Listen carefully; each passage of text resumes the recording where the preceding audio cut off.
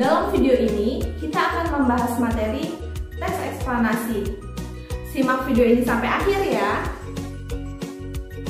Teks eksplanasi adalah teks yang berisi penjelasan tentang suatu hal.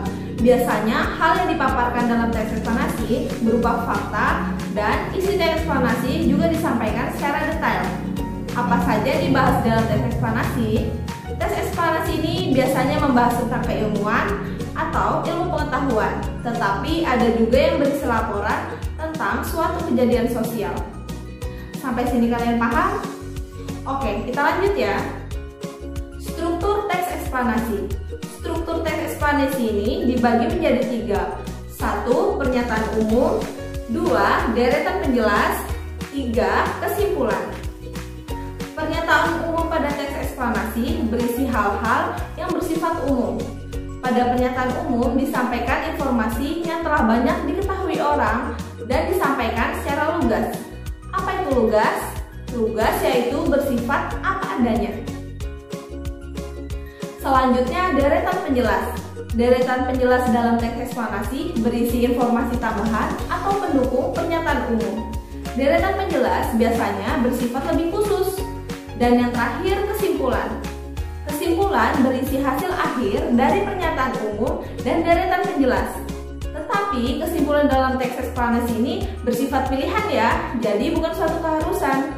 Pada bagian ini, penulis dapat memberikan intisari atau tanggapan atas pernyataan yang ada pada teks. Itu tadi adalah struktur dari teks eksplanasi ya. Selanjutnya, yuk kita perhatikan bagian mana saja sih pada struktur teks eksplanasi? Perhatikan teks yang berjudul mudik. Pernyataan umum biasanya terdapat di awal paragraf dan berfungsi sebagai paragraf pembuka. Pada teks eksplanasi yang berjudul mudik, paragraf ke-1 menjelaskan mengenai peristiwa mudik yang terjadi setiap tahun. Bahkan di Indonesia, mudik identik sebagai tradisi tahunan. Berdasarkan informasi tersebut, kamu dapat mengetahui bahwa topik yang akan dibahas adalah mengenai peristiwa atau tradisi mudik. Selanjutnya, pada paragraf kedua dan ketiga, kamu akan menemukan deretan penjelas. Deretan penjelas berisi uraian lebih rinci mengenai proses dari peristiwa atau kejadian yang dijelaskan pada bagian pernyataan umum. Paragraf keempat, yang berisi kesimpulan.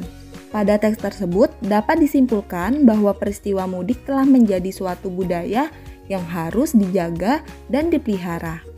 Yang terpenting, ketika berkendara, utamakan keselamatan agar para pemudik dapat berkumpul bersama keluarga.